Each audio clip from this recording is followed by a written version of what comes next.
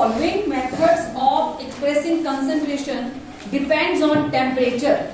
तो ये मैं लिख रही हूँ molarity, then mole fraction, इसके बाद है molality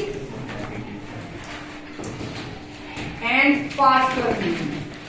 इसमें से कौन है जो टेम्परेचर के ऊपर डिपेंड करती है? Depends upon temperature. कौन करती है? मोलैरिटी की मोलैलिटी? मोलैरिटी. टेम्परेचर पे डिपेंड क्यों करती है? Why molarity depends upon temperature? Boiling point. Number of ma'am number of solute कौन. मोलैरिटी और मोलैलिटी के अंदर क्या ऐसा कौन सा डिफरेंस है? जरा मोलैरिटी की डेफिनेशन बोलो. Number of moles per litre of volume. Molality number of moles of solute solvent पर किलोग्राम ऑफ सॉल्वेंट. तो किलोग्राम क्या है? मास. मास क्या रहता है? सेम. मास के ऊपर टेम्परेचर का इंपैक्ट नहीं होता, but volume changes with temperature. Volume is directly proportional to temperature. तो फिर आंसर क्या आएगा जो डिपेंड करता है टेम्परेचर पे? That is molarity. Mole fraction के अंदर हम वॉल्यूम को कंसिडर नहीं करते. ठीक है. अच्छा, पार्ट्स पर million. Number of parts of component. हाँ, present 10 raised to power 6 6 parts of the solution. In case of parts per million, we are considering mass of one part with respect to mass of total versus 10 raised to power 6 parts. जैसे percentage में हम 100 लेते हैं तो उसमें क्या लेंगे? 10 raised to power 6. जितने पार्ट्स गिवन है divided by total into 10 raised to power 6. तो क्योंकि सॉल्यूट का मास कंसीडर होता है, ये भी टेम्परेचर पे डिपेंड नहीं करेगा. ये सारे के सारे जितने भी कंपोनेंट एक्सप्रेशन जो है कंसंट्रेशन टर्म्स को रिप्रेजेंट करती हैं, जो वॉल्यूम पे डिपेंड करती हैं, जिनके अंदर वॉल्यूम कंसीडर होता है, वो सारी की सारी टेम्परेचर से अफेक्ट होंगी. ठीक है. Second is, in a galvanic cell, which of the following statement is not correct? Anode is negatively charged. Anode is negatively charged. Cathode is positively charged. Reduction takes place at anode, and reduction takes place at cathode. Anode negative होता है? Yes ma'am. Cathode positive होता है? Yes ma'am. Reduction कहाँ पे होती है? Anode. Cathode पे. इसका मतलब ये वाली जो स्टेटमेंट है क्या है? गलत. तो क्वेश्चन के हिसाब से option C. Units of conductivity. हाँ बोलो. Ohm inverse centimetre inverse. देखो ये ऑप्शन है इसमें. कौन सी वाली? फर्स्ट वाली. तो option A. Metal used for galvanization of iron, that is zinc. Iron को कोरोजन से बचाने के लिए उससे ज्यादा रिएक्टिव मेटल की प्लेटिंग कर दी जाती है, सो दैट अगर कोरोजन होने लगे, आयरन के मेटल के ऊपर जंग लगने लगे, तो उससे पहले जंग लगने के लिए क्या करना है? आयरन को यहां से आयरन से बन जाएगा आयरन 2 पॉजिटिव. फिर ये ऑक्सीजन और मॉइस्चर के साथ कंबाइन करके क्या बनाएगा? Ferric oxide. कोरोजन रस्ट बन जाएगा. लेकिन अगर इस आयरन के ऊपर जिंक की कोटिंग हो जाती है, नीचे है आयरन, ऊपर है जिंक, जिंक का रिडक्शन पोटेंशियल बहुत कम है, -0.76, तो वो आयरन से पहले ऑक्सीडेशन कर देगा. तो जो इलेक्ट्रॉन इधर हमारे पास 4H पॉजिटिव को चाहिए होंगे वाटर बनाने के लिए, they will be liberated by zinc. तो process of plating iron with zinc is known as galvanization. Clear? Reaction of ethyl amine with chloroform. Ethyl amine, CH3, CH2, NH2. Ethyl amine with chloroform. In alcoholic KOH. KOH alcoholic. कौन सी reaction है ये? कौन सी reaction है ये? शाबाश, बोलिए। Primary amine reacts with chloroform and KOH. कौन सी रिएक्शन है ये? कल भी करी थी, carbyl amine reaction. Primary amines को डिफरेंशिएट करने के लिए हम इस रिएक्शन का यूज करते हैं। तो यहां से 3 KOH लेंगे, 3 KCl बाहर, प्लस 2 हाइड्रोजन, 1 हाइड्रोजन, 3 हो गए टोटल हाइड्रोजन्स, और इधर से कितने आए? 3 OH नेगेटिव। क्या आ गए? 3 वाटर मॉलिक्यूल। अब बाकी क्या बचा? CH3, CH2 and C। बाकी क्या बचा इनके साथ लगने के लिए? C। इथाइल आइसोसायानाइड, जिसकी होती है फाउल स्मेल या बैड स्मेल। याद आई? कल करी थी ये रिएक्शन। अब इसका क्वेश्चन क्या था? जब ये रिएक्ट करते हैं तो 4 ऑप्शंस दी हैं, ये प्रोडक्ट बनता है। अब ये बना हमारा प्रोडक्ट। चेक करो उस ऑप्शन में है क्या? C2H5NC है उसमें? कौन से वाली option? Option B, ethyl isocyanide. Carbylamine reaction, chloroform जब भी प्राइमरी एमीन के साथ रिएक्ट करती है, it is used as a test for primary amine. देखो सिंपल सी बात है, यहां पे जो भी प्राइमरी एमीन होगी, R NH2 plus chloroform plus alcoholic KOH। कितने क्लोरीन है? 3। तो क्लोरीन कंबाइन करेंगे पोटेशियम के साथ, तो ये भी कितने चाहिए? 3। ओके, तो ये इसके साथ बाहर 2 हाइड्रोजन, 3 हाइड्रोजन, और 3 यहां से निकले OH, तो 3 हो गए H2O। बाकी क्या बचा? R और N, और उधर क्या बचा? C। तो एमीन में से सिर्फ 2 हाइड्रोजन जाएंगी, बाकी जो भी है उसके साथ क्या लग जाएगी? कार्बन। जो भी एल्कीन हमने यूज की होगी उसी का आइसोसायानाइड बन जाएगा। क्लियर होगी बात? अगर यहां पे होती 3 कार्बन की, 1 2 3 और NH2, इसका प्रोडक्ट क्या बनता? इसको हटा दो और N के आगे C लगा दो, बाकी वही CH2 CH2 CH2। आपको कंफ्यूज करने के लिए उन्होंने CN भी लगाया है। एक जगह पे मैंने देखा ऑप्शन लिखी हुई है CH3CN, तो आपके माइंड में आए 2 कार्बन है, तो ये कार्बन नाइट्रोजन के साथ जुड़ के CN बना देगी। नहीं बनाती है, सिर्फ ये 2 हाइड्रोजन जाएंगे और बाकी सामने वाले क्लोरोफॉर्म के अंदर सिर्फ एक कार्बन बचती है, और ये क्या बन जाता है? कार्बाइल एमीन या आइसोसायानाइड। क्लियर हो गया? ये रिएक्शन बहुत इंपॉर्टेंट है, चाहे MCQ के अंदर आए या वैसे आपको लिखने को आए। और आपने देखा होगा MCQ के अंदर काफी तरीके से आई है ये reaction. Number of unpaired electrons in Fe2 positive, ये पहले भी आया था, है ना? Fe2 positive iron, atomic number 26, 4s2 3d6। तो जिस वक्त हुआ ये Fe2 पॉजिटिव, कॉन्फ़िगरेशन क्या रह गई? 3d6। तो 1 2 3 4 5 और 6, कितने आए एम्पियर?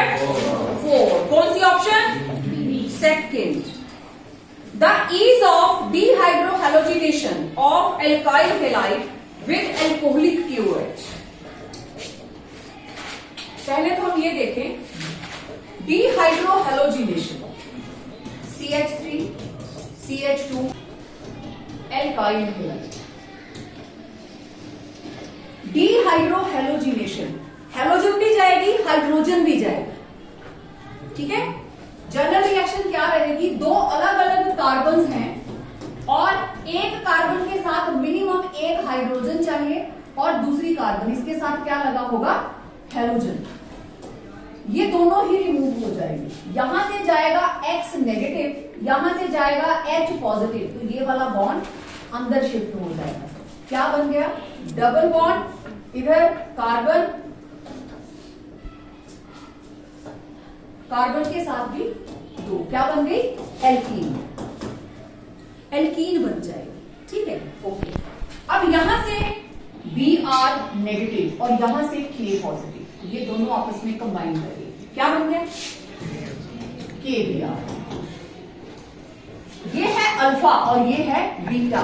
हाइड्रोजन हमेशा कहां से जाएगी? बीटा से। बीटा से गई हाइड्रोजन और यहां से OH, रिमूव वाटर। हमेशा कहां से जाएगी? कहां से जाएगी?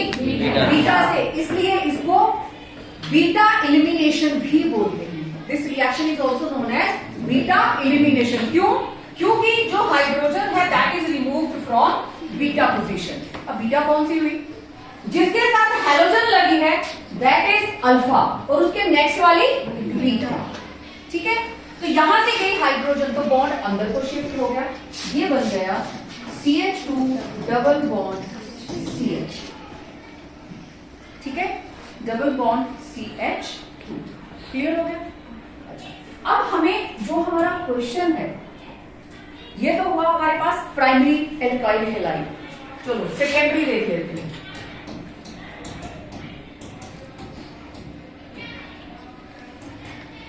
इसने तो जाना ही जाना है, हाइड्रोजन के लिए ये भी बीटा है, ये भी बीटा है, ठीक। तीसरा case CH3 CH3 CH3 Br, ये तो जाएगा ही जाएगा। अब तीनों में से कहीं से भी आप हाइड्रोजन हटा सकते हैं, जहां से हटेगी वहां क्या बन जाएगा? Double bond. ये रिएक्शन याद है ना आप लोगों को? जब एक ही टाइप की बीटा है तो आप कहीं से भी हटा दीजिए, जब दो तरह के बीटा होंगे देन कौन सा रूल लगता है? Zepf's rule. Highly alkylated alkene is preferred during dehydrohalogenation when there are two different types of beta hydrogens are available. ठीक है, तो यहां पे अगर ये वाली एल्कीन बनती तो ये बन जाता, चलो मान लो हाइड्रोजन मैंने यहां से हटाई, CH2 double bond CH CH3। Again मैंने यहां से हाइड्रोजन हटाई, CH2 डबल बॉन्ड C, इधर भी CH3 इधर भी CH3। सबसे ज्यादा एल्काइलेशन किसमें हुई? एल्काइल ग्रुप सबसे ज्यादा किसमें प्रेजेंट है? This is ethene. एक एल्काइल ग्रुप लग गया, दो एल्काइल ग्रुप लग गया, तो सबसे पहले रिएक्शन कौन सी होगी? ये वाली, मतलब टर्शरी एल्काइल हैलाइड सबसे पहले रिएक्ट करेगा। क्यों करेगा? कौन जाता है यहां से पहले स्टेप में? हैलोजन। जब ये Br नेगेटिव गया तो पीछे क्या बचा? कार्बन के ऊपर कौन सा चार्ज बचा? पॉजिटिव। क्या बना? कार्बोकेटाइन। इस कार्बोकेटाइन के पॉजिटिव चार्ज को खत्म करने के लिए यहां से कौन जाता है? H पॉजिटिव बॉन्ड को छोड़कर, और ये बॉन्ड अंदर को शिफ्ट हो जाएगा सो दैट इसके पॉजिटिव चार्ज को खत्म किया जा सके। ये रिएक्शन मैंने जानबूझकर आपको कंप्लीट लिखकर दिखाई है, आंसर तो मैं ABC में भी बता सकती हूँ। Reaction intermediate formed during dehydrohalogenation is carbocation. And what is the order of stability of carbocation? Tertiary, then secondary, then primary. Primary. तो क्योंकि order of stability of reaction intermediate is tertiary, secondary, primary, कौन सा alkyl halide सबसे पहले react करेगा?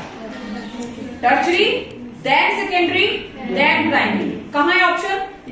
B. Option B. समझ आया सबको?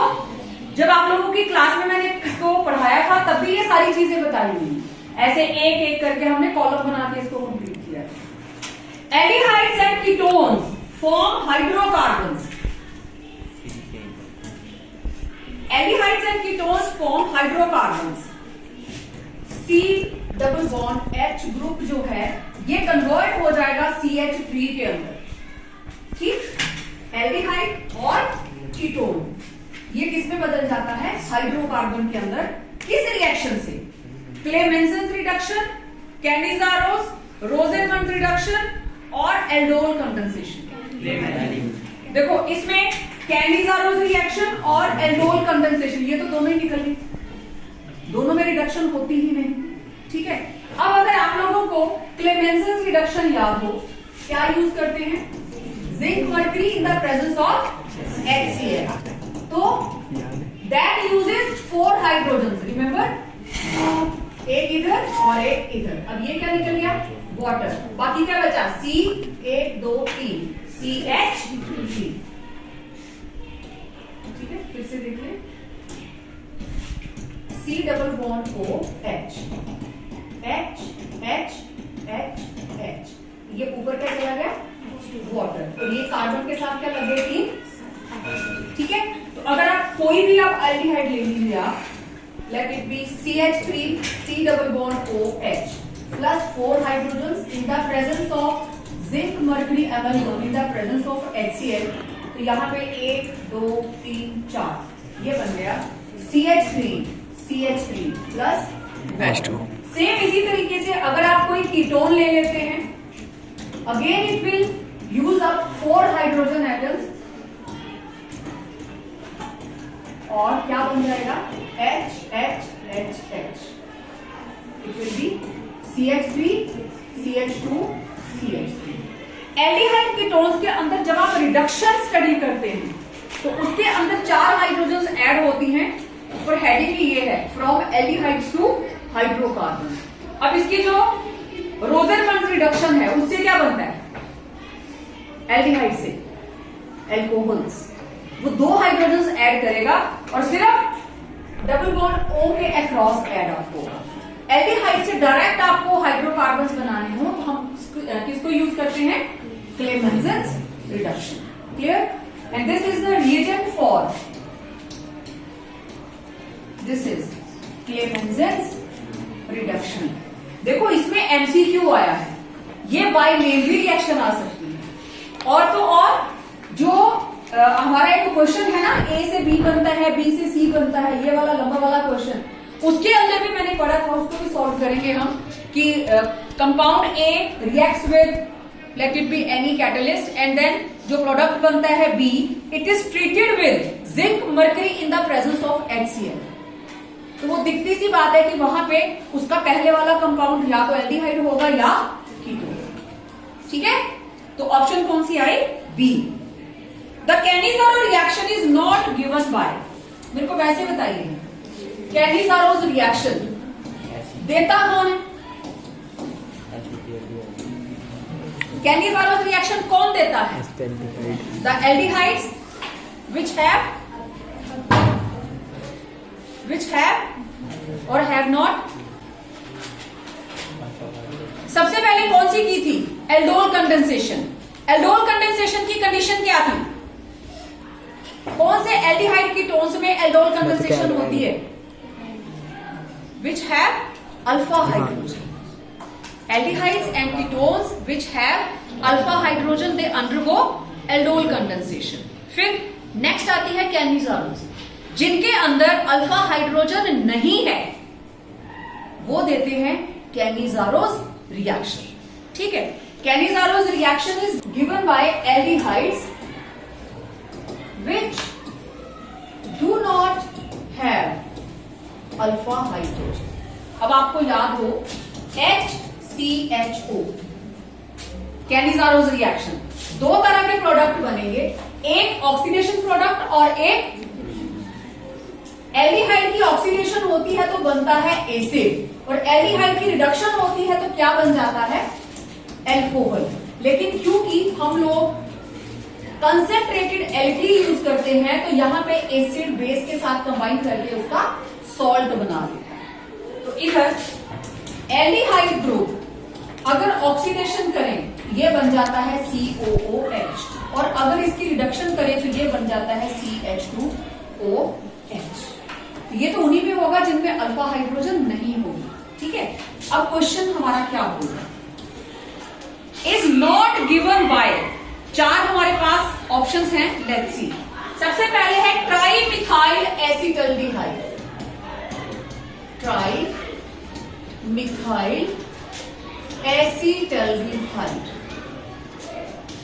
Second is benzaldehyde, not second, this is third, C option है benzaldehyde.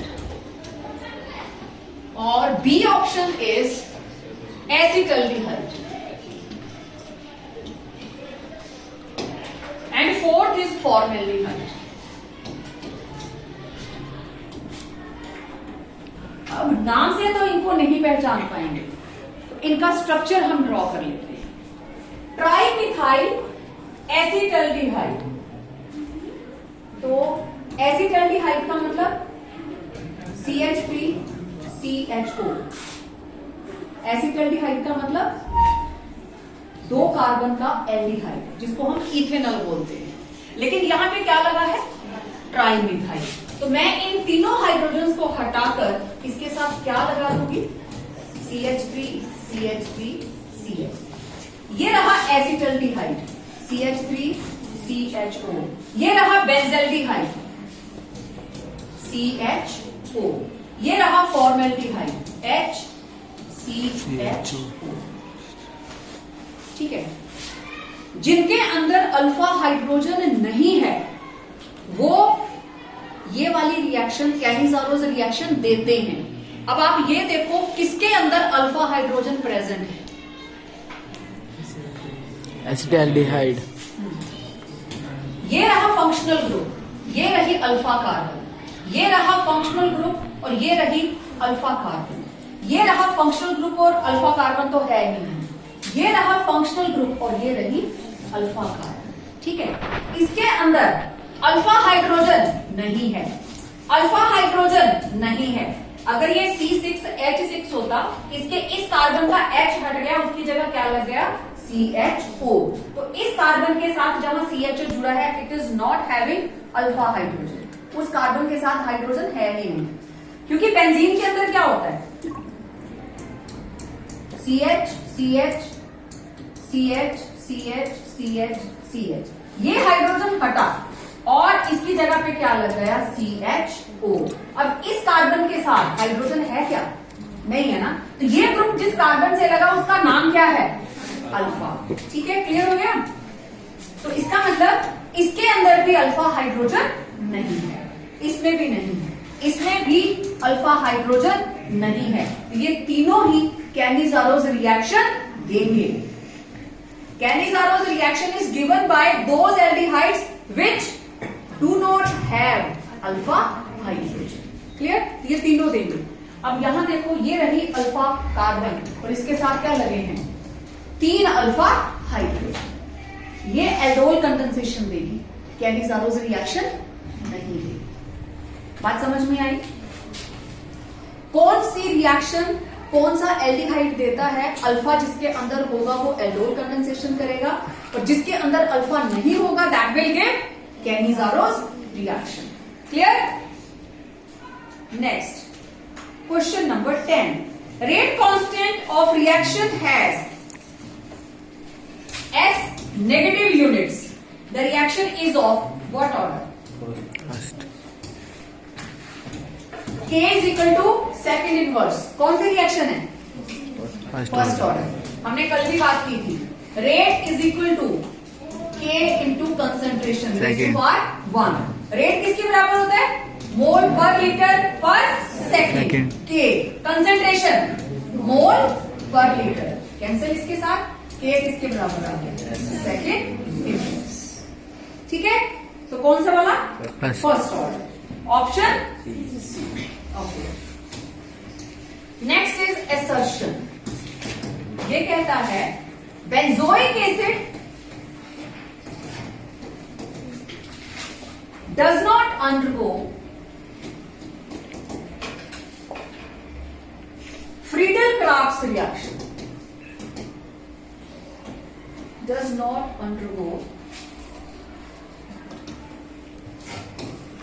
Friedel-Crafts reaction. This is the assertion. सही है कि गलत है? सही है कि गलत है? बेंजोइक एसिड में फ्रीडल-क्राफ्ट रिएक्शन की थी आपने? बेंजोइक एसिड के अंदर हैलोजिनेशन हुई थी, है ना? सल्फोनेशन हुई थी, ज्विटर आयन बना था, नाइट्रेशन हुई थी, फ्रीडल-क्राफ्ट एल्काइलेशन नहीं हुई थी। वहां मैंने आप लोगों को नोट भी करवाया था, it does not undergo Friedel Crafts alkylation. Reason क्या है? रीजन क्या है? फ्रीडल-क्राफ्ट रिएक्शन कौन सी रिएक्शन है? This is electrophilic substitution reaction. तो इलेक्ट्रोफिलिक, इलेक्ट्रॉन से प्यार करना है तो वहां पे इलेक्ट्रॉन चाहिए। बेंजीन रिंग के ऊपर उसको कौन सा चार्ज दिखना चाहिए? इस पे आके एल्काइल ग्रुप लगेगा, पॉजिटिव। पॉजिटिव दिखना चाहिए। इलेक्ट्रोफिलिक तो रिंग के ऊपर नेगेटिव चार्ज होना चाहिए। अब मैं आप लोगों को याद दिलाऊं, कोई भी ऐसा ग्रुप जैसे फिनोल था, फिनोल के इलेक्ट्रॉन अंदर को आ जाते थे तो ऑर्थो और पैरा के ऊपर नेगेटिव चार्ज आ जाता था। तो प्रोडक्ट कौन सा बनता था? आइदर ऑर्थो सब्स्टिट्यूटेड और पैरा सब्स्टिट्यूटेड। अगर कोई ऐसा ग्रुप लग जाए जो अंदर के इलेक्ट्रॉन बाहर खींच ले, late it be any group, जो अंदर के इलेक्ट्रॉन बाहर खींच ले, तो ये इधर जाएगा तो ऑर्थो और पैरा के ऊपर कौन सा चार्ज आ जाएगा? पॉजिटिव। और बेंजोइक एसिड में सब्स्टिट्यूशन कहां होती थी? मेटा में। मेटा भी होती थी ना, एक ही प्रोडक्ट बनता था। बाकियों में क्या बनता था? ऑर्थो और पैरा। ओके, ऐसा क्यों होता है? बेंजोइक एसिड के अंदर ये रहा COOH, कार्बोक्सिलिक एसिड ग्रुप। इसको दोबारा से पढ़ाने का कोई मोटिव नहीं है, लेकिन जो थोड़ा सा आपको रिकॉल हो जाएगा। ये जो कार्बोक्सिलिक एसिड ग्रुप है, ये है इलेक्ट्रॉन विड्रॉइंग ग्रुप। ये इलेक्ट्रॉन अपनी तरफ विड्रॉ कर लेता है। और अगर कोई ग्रुप इलेक्ट्रॉन अपनी तरफ खींचेगा तो ऑर्थो और पैरा पे कौन सा चार्ज आएगा? पॉजिटिव। मींस उसने रिंग को क्या किया? एक्टिवेट या डीएक्टिवेट? उसने अगर कोई ग्रुप रिंग के ऊपर नेगेटिव चार्ज बढ़ा देता है तो इलेक्ट्रोफिलिक सब्स्टिट्यूशन चुटकी में हो जाएगी, मतलब उसने रिंग को एक्टिवेट कर दिया। और अगर कोई ग्रुप इलेक्ट्रॉन बाहर को खींच लेता है तो ऑर्थो और पैरा पे पॉजिटिव चार्ज आएगा, मींस उसने रिंग को क्या किया? डीएक्टिवेट। तो ये वाला जो ग्रुप है, अब यहां पे देखो किस तरीके से होगा। ये बॉन्ड ऊपर तो ये वाला बॉन्ड अंदर से बाहर। ठीक है, चलो मैं बिल्कुल स्टार्टिंग से करती हूं। ये रहा पहला रेजोनेटिंग स्ट्रक्चर। जब हम दूसरा रेजोनेटिंग स्ट्रक्चर बनाते हैं तो सिर्फ डबल बॉन्ड की पोजीशन को चेंज करते हैं, रिमेंबर। अब ये वाला बॉन्ड चला गया ऊपर, इस कार्बन के अराउंड रह गए 3, तो ये वाला बॉन्ड इधर। ओके, यहां पे दोनों bond same, double bond carbon, इधर नेगेटिव और इधर OH। यहां पे कौन सा चार्ज आ गया? पॉजिटिव। इस पॉजिटिव को खत्म करने के लिए ये बॉन्ड इधर शिफ्ट हुआ तो क्या हो जाएगा? Double bond carbon, O negative OH, यहां बॉन्ड पॉजिटिव चार्ज यहां पहुंच गया। इसको खत्म करने के लिए ये इधर शिफ्ट करेगा। What will happen? Double bond O negative और इधर बॉन्ड और यहां पे पॉजिटिव चार्ज। नेक्स्ट क्या होगा? ये वापस इधर और नेगेटिव चार्ज वापस इधर, और कौन सा स्ट्रक्चर बन जाएगा फिर से? फर्स्ट। अगर मैं इसका रेजोनेंस हाइब्रिड बनाऊं तो ये मेरे पास इस तरीके से आया, पूरी रिंग के ऊपर डबल बॉन्ड मूव ऑन कर गया, यहां पे भी डबल बॉन्ड रहा, और इधर भी मूविंग है, डेल्टा नेगेटिव, इधर OH को कोई फर्क नहीं पड़ा, यहां पॉजिटिव, यहां पॉजिटिव, यहां पॉजिटिव। ऑर्थो और पैरा के ऊपर आ गया पॉजिटिव चार्ज। ठीक है, तो जो हमारे पास यहां पे इलेक्ट्रोफाइल आएगा, जो फ्रिगल-क्राफ्ट एल्काइलेशन होगी, X नेगेटिव, R होगा पॉजिटिव, तो उसको तो अटैक करने को जगह ही नहीं है, खुद पॉजिटिव है और उसको दूर से क्या दिखाई दे रहा है? Positive charge. तो अब यहां पे कोई भी इलेक्ट्रोफिलिक सब्स्टिट्यूशन नहीं हो पाएगी। तो रीजन क्या है? फ्रिगल-क्राफ्ट क्यों नहीं कर पाता ये वाला रिएक्शन? क्योंकि कार्बोक्सिलिक ग्रुप क्या है? रिंग एक्टिवेटिंग या डीएक्टिवेटिंग? Deactivating group.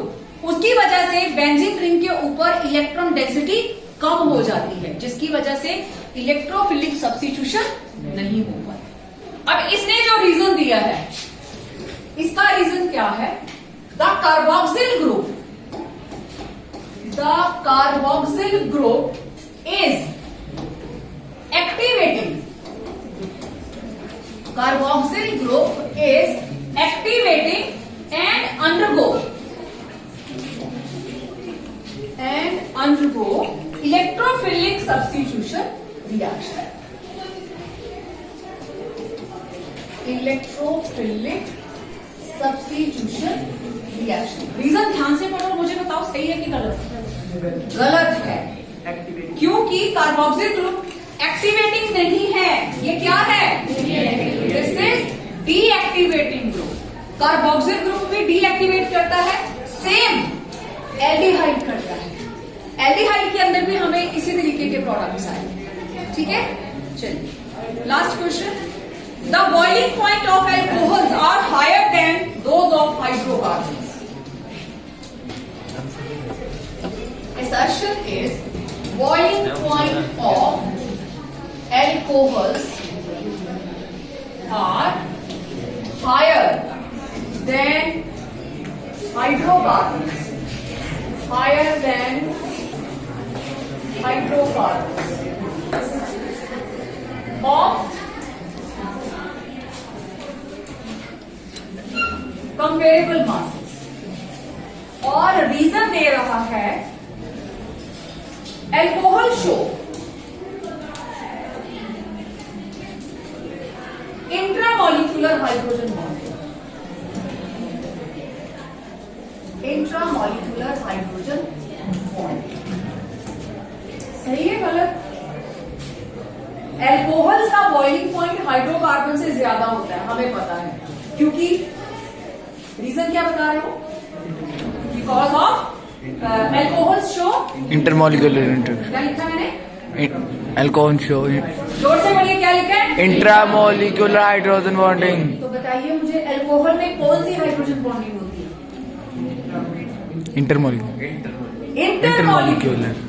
इंट्रा का मतलब अपने ही मॉलिक्यूल के अंदर। कल हमने बनाया था ना ऑर्थोनाइट्रोफिनोल, एक ही मॉलिक्यूल के अंदर वहीं पे दोनों ग्रुप प्रेजेंट है और उनके अंदर हाइड्रोजन बॉन्डिंग हो गई।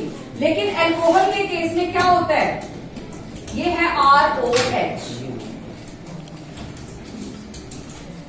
ये मैंने अलग अलग मॉलिक्यूल्स लिख दिए और इनके बीच में क्या है? Hydrogen bonding. Interstate, in between two different states. International, दो नेशनल्स के बीच में। इंट्रास्टेट, अपनी ही स्टेट के अंदर। ठीक है, तो ये रीजन क्या है फिर? गलत है। असर्शन बिल्कुल सही है, हाइड्रोजन बॉन्डिंग की वजह से बॉइलिंग पॉइंट बढ़ जाता है। तो assertion is true but reason is not the correct explanation. तो ऑप्शन बी है ना? Reason is not correct explanation of assertion. ठीक है, चलो नेक्स्ट।